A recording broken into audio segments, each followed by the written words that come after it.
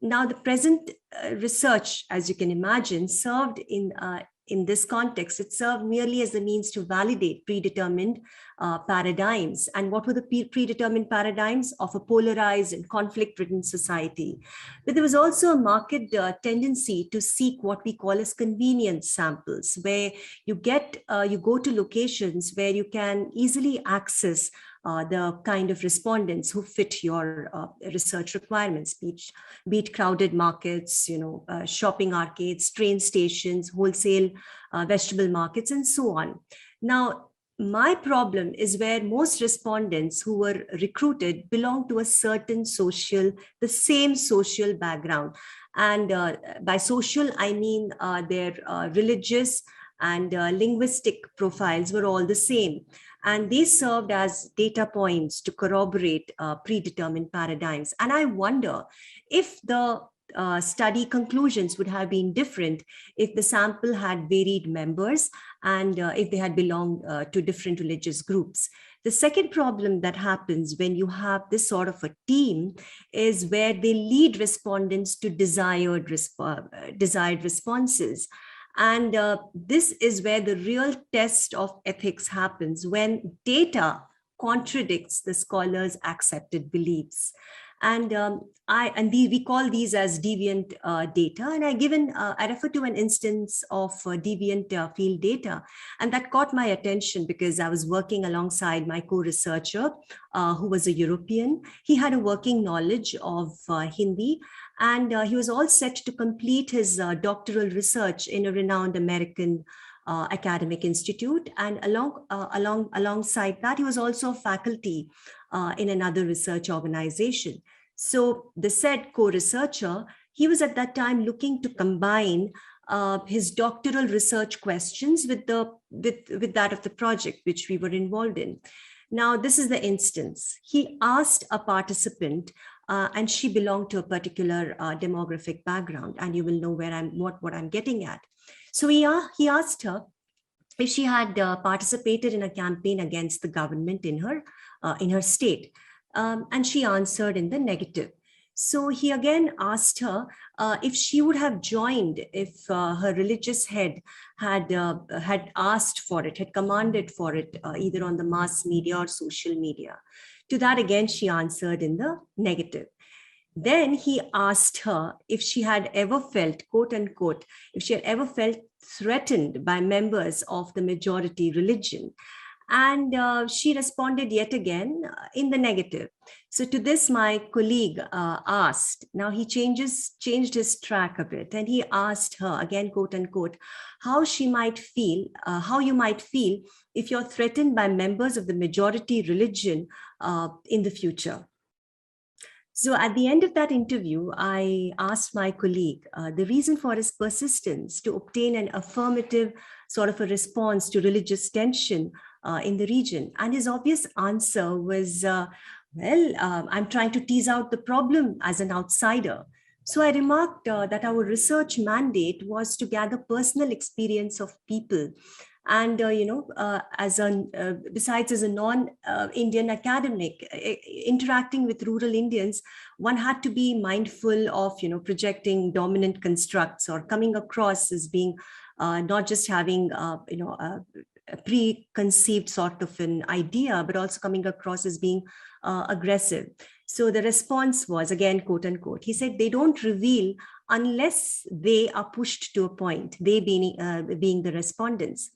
And yes, so the sheer absence of ethicality and sensitivity in pushing people to reveal by resorting to questionable, supplementary questions from the irrefutable space of an outsider became very apparent. And also not to forget that the nature of these questions were both value added and hypothetical. So, this obviously gave rise to what we call a subliminal messaging. Subliminal messaging is a strategy that is used to elicit responses in a manner that is preferred by the researchers. So subtle suggestions of religious sentiments, feelings of threat, insecurity, they were all planted as doubts and ideas in the respondent's head and to maneuver their responses. And this also, let me draw your attention to the fact that these were open-ended interviews, which were over an hour long. More, it took beyond an hour, and the influence of fatigue and lack of vigilance on the part of respondents, along with this sort of invasive interviewing, really cannot be discounted. So that was the other factor. Then another thing I want to draw your attention to is what we call as misreading field observations. So there are ethics and predispositions of researchers that affect the research design to a large extent. And so it can not only be seen in the in the way the sample is drawn, but also, as we saw during data gathering, but it also impacts data analysis. Now, analysis in phenomenological studies, like our qualitative ethnographic study, is what we call as primarily hermeneutical, which is based on the researcher's interpretation, researcher's worldview. So pretty much dependent on the perception, frame of reference, and the ideological base of the researcher. Now, in the present study that that I was involved in, the hermeneutics of the senior researcher during analysis and that of the language translators and field assistants during respondent interactions, all of them had a cumulative impact. In fact, some of the interviews were delegated to field assistants, and they brought in their additional layers of complexity in the manner of construing discussions with respondents and how they transmitted it to the senior scholars. So I just want to recount one of my interactions with one particular field assistant. She was all set to complete her undergraduate program of humanities from a well-known Indian university. And she was at this time planning to send her completed applications to two of the major American universities. And two of these were the same universities that these co-researchers of mine were already employed in as faculty. And she had discussions with them on the most persuasive socio-cultural theme to pursue in India and write up about as a statement of purpose for her research. Now, this field assistant was sent to one particular study location, and the study was pretty much to understand the interactions at the PDS outlet, PDS meaning public distribution services. That is your ration shop and the ration shop owner, and that of the beneficiaries who can avail of these PDS services. And while she was explaining her latest findings, she said that a staff member had refused to give ration to some of the people because they were not, quote unquote, they were not from the dominant religious community as the staff member. So then I looked at the transcripts that were shared by her, and religious identity had not been mentioned as an issue by any of the respondents. So to gain further clarity, I asked this FA, the field assistant, to engage in discussions with other members of the user group, but who had been given PDS supplies. And I said that let them also be from the same social demographic section as the ones who you claim were not handed over the PDS supplies. So in addition, other field researchers also joined her on the ground. Now, after a week's immersion, a significant trend began to emerge. So it became obvious that more members of the user group in the location, they belong to the same religious community, right, as the previous respondents. But there was a difference here. They had migrated to this location years ago, unlike the previous respondents who were recent migrants. And over time, they had built informal trust with the staff member, and he knew them well. So they managed to obtain ration supplies from him, even in the absence of ration cards.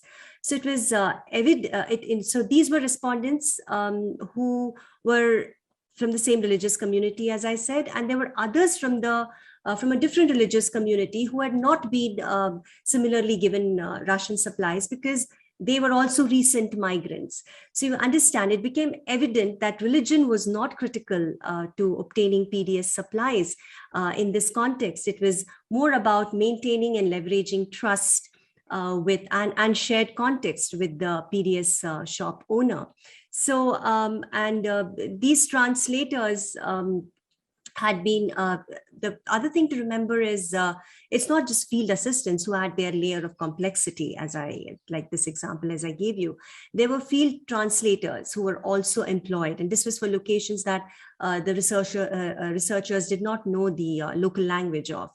And they had been also debriefed by the donor agency and the international research agency. And they said, give us cues on caste, gender, conflict and all that, and we can work with that, just quickly as a last minute thing. So in that context, I want to give you another example. There was a long interview that had just been about to be concluded with a co-researcher of mine, along with a rural respondent, and there was a field translator as well. I happened to be present in that location, and unfortunately I didn't know the local language because this was in one of the states of India that I was not too familiar with. And so the field translator was asked by us to check with the respondent that since it was getting a little late, whether she would be okay to just extend her interaction with us for a little more time. So the respondent was asked, and then she declined. She declined, stating that her boat, which was to ferry her from the town's marketplace back to her village, would leave in a bit, and so she was in a hurry. So guessing from the body language, we kind of picked up that she was in a hurry, and we asked the translator to tell us exactly what she said. So the translator said, she has to leave because her husband did not want her to be delayed. And so there were additional reasons obviously ascribed by the translator. And I got to know this only when a professional transcriber agency shared the interview transcripts with me in English, and where obviously there was no mention of the husband calling her and asking her to leave and all that. So what happens is findings are condensed for an academic audience. They're modified from a respondent's description of an event to the researcher's interpretive description. So these are all the different ways in which a foreign researcher agency and researchers can really influence data and research itself. Please remember to subscribe to us and switch on the notifications for this channel. For our other social media links, more content, and to support our work, please visit citti.net. Dhanyavad. Namaskar.